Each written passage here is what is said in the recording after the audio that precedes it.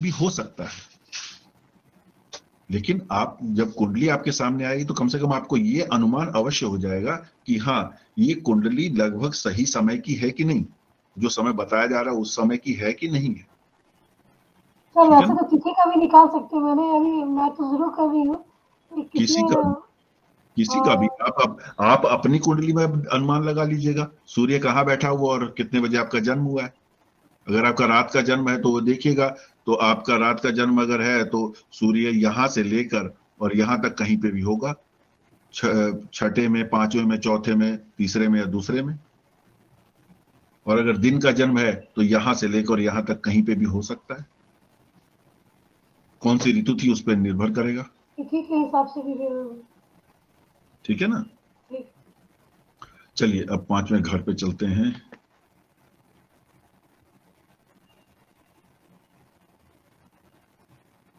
प्रथम, द्वितीय, तृतीय, चतुर्थ और पंचम। अब ये इसका पणफर भाव है, ये हम जानते ही हैं। ये केंद्र का से जो अगला होता है ये केंद्र भाव है, ये पणफर है। इसी तरह साउथ इंडियन चार्ट में, दक्षिण भारतीय में 1 2 3 4, ये पंचम, ये पांचवा भाव आ गया। यहां पे क्या देखा जाता है, यंत्र मंत्रो तथा विद्याम बुद्धिश्चैव प्रबंधकम पुत्र राज्याप भ्रांशादीन पश्येत पुत्रालयाद बुद्ध। यहाँ पे बुद्ध का अर्थ क्या है? बुद्ध का अर्थ बुद्ध ग्रह नहीं है, बुद्ध का अर्थ है, दिमाग लगाइए, सोचिए,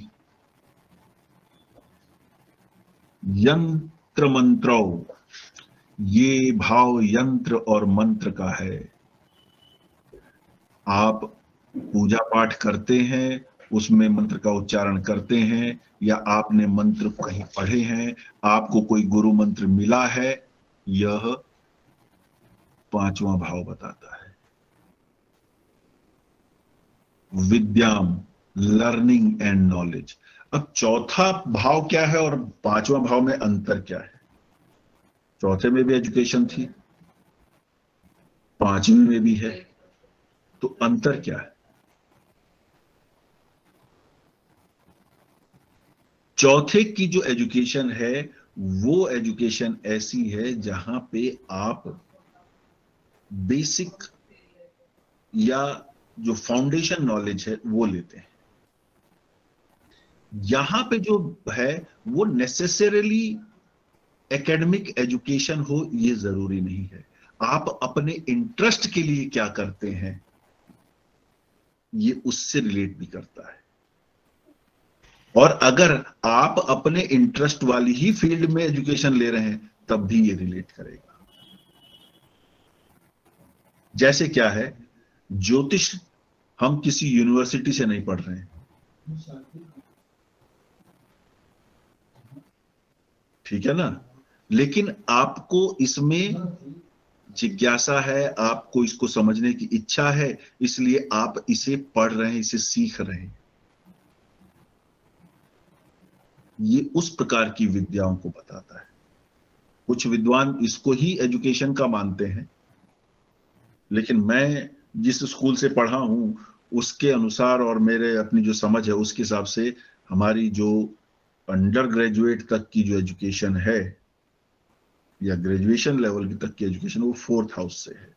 ये है knowledge related to interest.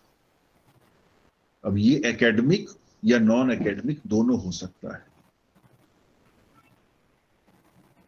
बुधश्चैव intelligence का हाउस है। प्रबंधकम, कंपोजिशन, कौन सी चीज कैसे निर्माण की जा सकती है। पुत्र, प्रोजनी। अब पुत्र यहां पे केवल मैस्कुलाइन जेंडर की बात नहीं कर रहा है, संतान की बात कर रहा है। अब पुत्र की इच्छा क्यों होती है इसके विषय में भी कभी मैं बात करूंगा कि वो क्यों की जाती है, क्या ये मतलब जेंडर बायस है या उसके पीछे कुछ और लॉजिक है, वो हम कभी बात करेंगे।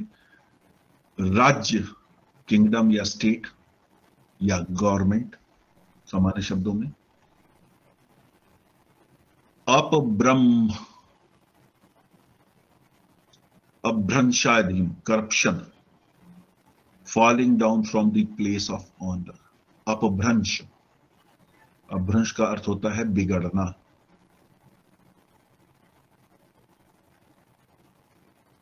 पश्चेत, पुत्रालयाद, फिफ्थ हाउस, पांचवें घर से संतान को देखा जाता है, पुत्र इत्यादि को देखा जाता है। करप्शन को, या falling from the place of honour, अब इसको हम विस्तार से समझते हैं।